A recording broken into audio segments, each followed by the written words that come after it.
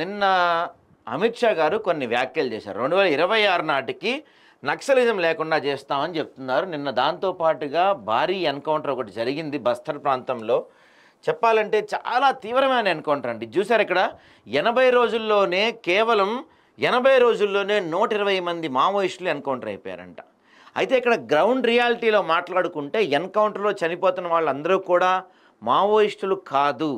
కొంతమంది ఆదివాసీలు, కొంతమంది ట్రైబల్స్, ఏదైతే గవర్నమెంట్స్ కొన్ని ల్యాండ్స్ ఈ అడవులకు సంబంధించిన భూములు లాక్కోవటానికి కావచ్చు, కొంతమంది కార్పొరేట్ బడా వాళ్ళు భూములు లాక్కోవటానికి కావచ్చు, అక్కడ ఉన్న ఎవరైతే వ్యతిరేకిస్తున్నారో ఆ ఆదివాసుల్ని చంపేస్తున్నారు.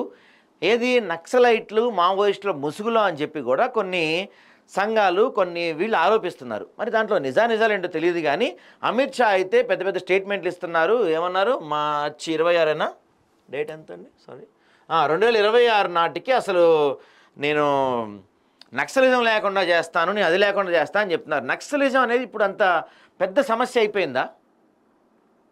అమిత్ షా గారికి ఎన్నో సమస్యలు ఉన్నాయి మన దేశంలో. ఒక సమస్య కాదు, కొన్ని వేల సమస్యలు ఉన్నాయి మన దేశంలో. ప్రపంచంలో ఎక్కడ లేని సమస్యలు మన దగ్గర ఉన్నాయి. అవేమీ పట్టనట్టు ఉన్న పళంగా అర్జెంటుగా ఇప్పుడు నక్సలైట్లు కావాలి. ఖచ్చితంగా చెప్తున్నా కదా, నక్సలైట్ల ముసుగులో వీళ్ళు ఆదివాసుల్ని, లోకల్గా ఉండే ఆ ట్రైబల్స్ని, చెంచుల్ని వీళ్ళని చంపుతున్నారు. ఎందుకంటే ఆ భూములు లాక్కోవటానికి, ఆ అడవుల్లో ఇక్కడ ఉండే అత్యంత విలువైన ఖనిజ సంపదను లాక్కోవటానికి చేస్తున్న కుట్ర తప్ప నిజంగా మావోయిస్టులు లేరు. ఇప్పుడు చాలా తక్కువ మంది ఉన్నారు.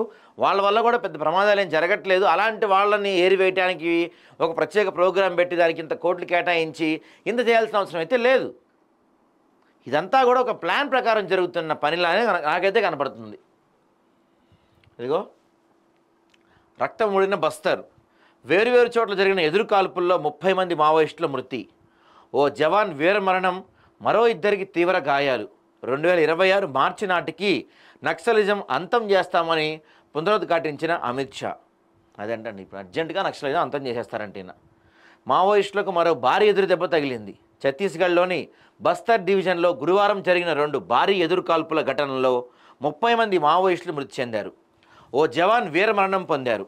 బీజాపూర్, దంతేవాడ జిల్లాల సరిహద్దులోని ఆండ్రీ అటవీ ప్రాంతంలో పెద్ద ఎత్తున మావోయిస్టులు ఉన్నారనే నిఘా వర్గాల సమాచారంతో డిఆర్జీ, ఎస్టీఎఫ్, కోబ్రా సంయుక్త బలాల బుధవారం ఆ ప్రాంతానికి చేరుకున్నాయి. గురువారం ఉదయం 7 గంటల నుంచి సాయంత్రం వరకు ఇరు వర్గాల మధ్య భీకర కాల్పులు చోటు చేసుకున్నాయి. ఈ ఘటనలో 26 మంది మావోయిస్టులు మృతి చెందారు.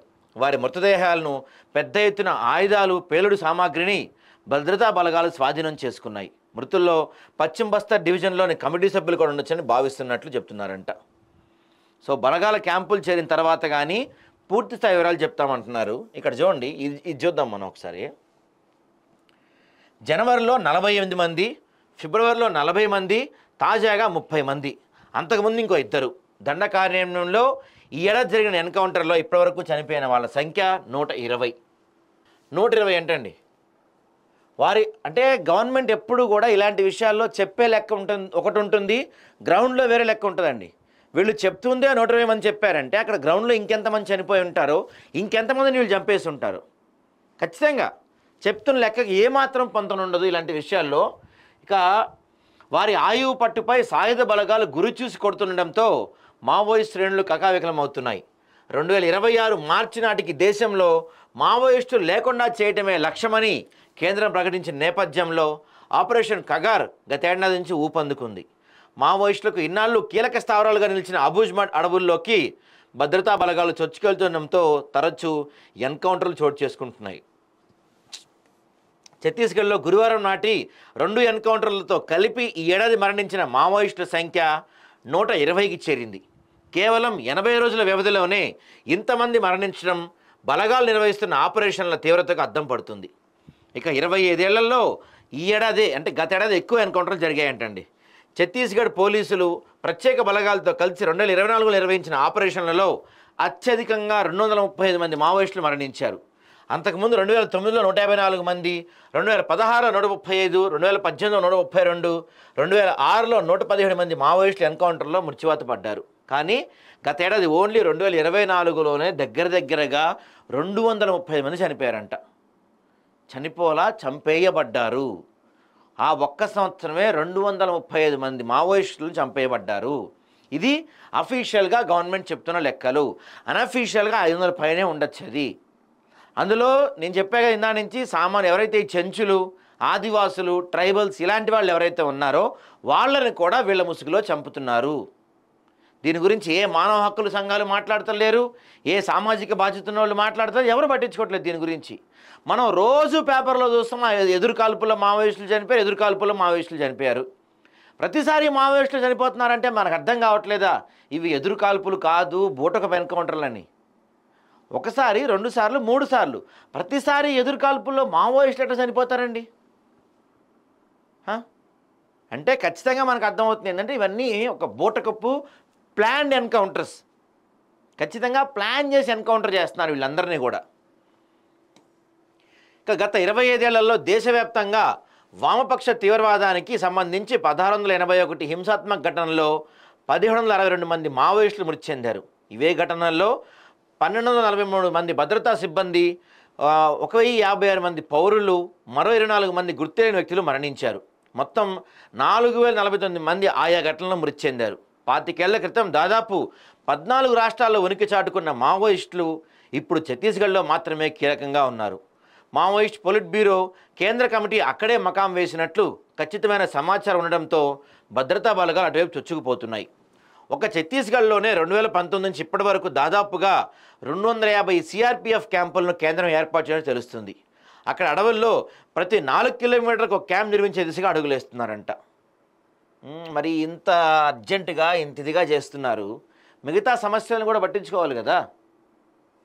ఖచ్చితంగా నేనైతే నా నమ్మకం ఏంటంటే మావోయిస్టులు నక్సలైట్లను ఏరేసే ముసుగుల్లో స్థానికంగా అక్కడ ఉండే ఖనిజాలు, విలువైన భూములు కొల్లగొడుతున్నారు తప్ప నిజంగా చేస్తుంది ఏమీ లేదు. గతంలో తెలంగాణలో మావోయిస్టులు పెద్ద ఎత్తున ఉండేవాళ్ళు నక్సలైట్లు. అప్పట్లో భూమి లేని వాళ్ళకి వాళ్ళు భూములు ఇచ్చేవారు. ఈరోజు ఏమైంది? ఎంతమంది దగ్గర భూములు ఉన్నాయి మన రాష్ట్రంలో? బీఆర్ఎస్ వచ్చినప్పుడు గత 10 ఏళ్లలో ధరణి పోర్టల్ని అడ్డం పెట్టుకొని కొన్ని లక్షల ఎకరాల భూములను స్కామ్ చేసి పడేశారు. అన్యాయంగా, అక్రమంగా, అడ్డగోలుగా దోచుకున్నారు. మరి ఇప్పుడు ఆ భూముల్ని కాంగ్రెస్ పార్టీ వచ్చి తిరిగిస్తా అంది. మీరు వచ్చిన 15 నెలల్లో ఒక గుంట భూమన్నా తిరిగి ఇచ్చారా? మీరు ఇవ్వలేదు కదా. ఇలా ఇవ్వనప్పుడే వ్యతిరేకత వస్తుంది, అణచివేత వస్తుంది. అణచివేయంగా పుట్టుతుందే ఈ నక్సలిజం, మావోయిస్టులు. ఒక గుంట భూమి తిరిగి తీసుకురాగలిగారండి మీరు ఇంతవరకు? అవేమీ లేదు. కానీ అర్జెంటుగా 2026 కల్లా మావోయిస్టులు ఖతమైపోవాలి. మిగతా భూములు, అడవులను కూడా దోచుకోవాలి. ఏ రాజకీయ పార్టీ అయినా, అది బీజేపీ కావచ్చు, నా బీఆర్ఎస్, నా కాంగ్రెస్, నా ఇంకో పార్టీ ఎవరైనా కావచ్చు, అర్జెంటుగా మావోయిస్టులను తొలగించాలి. ఆ అడవుల్ని, భూముల్ని దోచుకోవాలి. రియల్ ఎస్టేట్లు, ప్లాట్లు, కంపెనీలు, ఫార్మా కంపెనీలకు ఇచ్చుకోవాలి, డబ్బులు సంపాదించుకోవాలి. ఎవడేమైపోతే మనకెందుకు, ఎవడేడు చేస్తే మనకెందుకు? ఇది అర్జెంటుగా ఉన్న అజెండా. దీని వెనుకున్న హిడెన్ అజెండా అదే. అంతకుమించి నాకేం కనపడుతుందా మరి?